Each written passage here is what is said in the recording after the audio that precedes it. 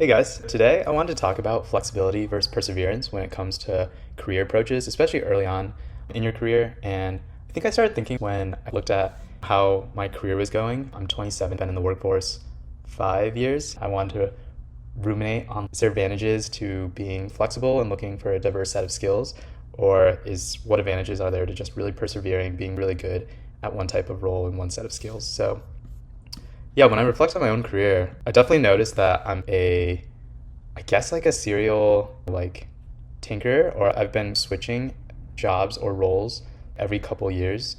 I went to college in 2016. When I switched my major halfway through sophomore year from business econ to engineering, I liked my math classes and thought industrial engineering was the coolest major. After I graduated, I got a job in data science, which is pretty related to industrial engineering. Into that job, I got overwhelmed a lot of the people management, as well as I just found myself liking the coding aspects of data science more than analytics and presentations and creating like slides. And so I asked for a change in role in the same company to a software engineer.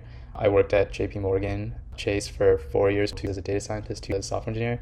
And recently in 2024, 2 years after I started that software engineering role, I switched to a developer advocate, partly because my partner moved us like across the country, but also partly because I thought I would like working at a startup and definitely wanted something different from a big company.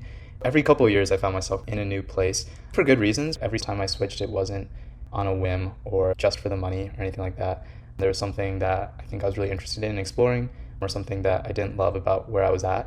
But I think what it did was sometimes I think would I have been better off staying in one or two types of roles and being like a really good at data science, or really good at software engineering. And it really made me think about, there's a book by Cal Newport called So Good They Can't Ignore You. One of my old managers recommended it to me, and I really liked it. But it was all about how you shouldn't be like chasing your passions. You should be chasing like mastery. And when you persevere and do the same thing every day, get better and better at it, that's what like leads to that thing becoming your passion. It leads to you getting more leverage when it comes to finding work. And I'll just read this quote: passion comes after you put in the hard work to become excellent at something, not before. What you do is less important than how you do it. So again, it's just reiterating that fact. When you put in the hard work and become really good at something, become a master, you end up happier and it becomes your passion. And yeah, just like a short chart from econ, you have your supply and demand graph, right? When you get really good at something, not a lot of people can do, the quantity is low, you can demand a high value and there won't be as many people in it. You can demand high salaries. It's also working conditions like work from home or flexible schedule. If you're really good at something and there's not many people who can do what you do, then you can demand those types of things. Another reason I think about the benefits of persevering and becoming really good at one thing is this Bruce Lee quote: I fear not the man who has practiced 10,000 kicks once, but I fear the man who has practiced one kick 10,000 times. If you switch around too much, you don't stick with anything. You're the master of none, and you can never get to that point where you're really good at something and there's not a lot of people who can do what you do. I definitely think about that a lot. Yes, you don't want to be jumping from thing to thing because you can't stick with something, but if you're jumping for the right reasons, whether it's because like you truly dislike that thing or find out you don't have a high aptitude for it, or it's making you really miserable, obviously there's always caveats. But that kind of gets me to this point when I was like looking for different jobs, especially in 2024 when I moved across the country and I had like my choice of types of jobs and companies. I quit my job completely. I wasn't working, so I could take a step back and had the luxury to like just apply without any need to like, I didn't have to keep working and apply to stuff, and I didn't need a job immediately. I started reading career books and books about purpose. One concept I found interesting was dharma, or ikigai in Japanese. It's all about finding your purpose, your like life's purpose. And there's 4 axes that you can really look for. And the 4 is like doing what you love, doing something the world needs, doing what you can get paid for, and doing something you're good at.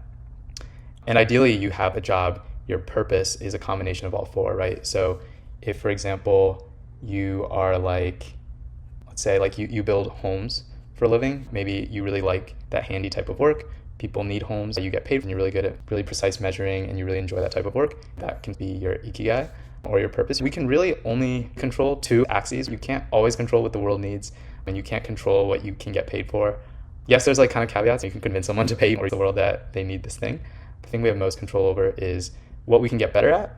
You can practice it, study it, improve your strengths, find something you love, or learn to love something. Persevering is about building your strengths versus getting a diverse set of skills. My ultimate conclusion is there's no secret recipe for success. Finding your purpose can come in different shapes, sizes, and paths. And when I think about Cal Newport's book about So Good They Can't Ignore You, his conclusion was that when you get to mastery, it leads to passion, it leads to love for your work.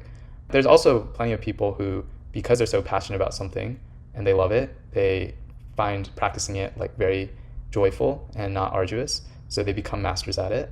It's building on your strengths and you're doing what you love. And then there's other paths, right? Like you can work at a really good company and work with really great people and you love the environment and their love is like infectious. So then you find love for your work and that leads to mastery, and there's all sorts of different ways you can get there.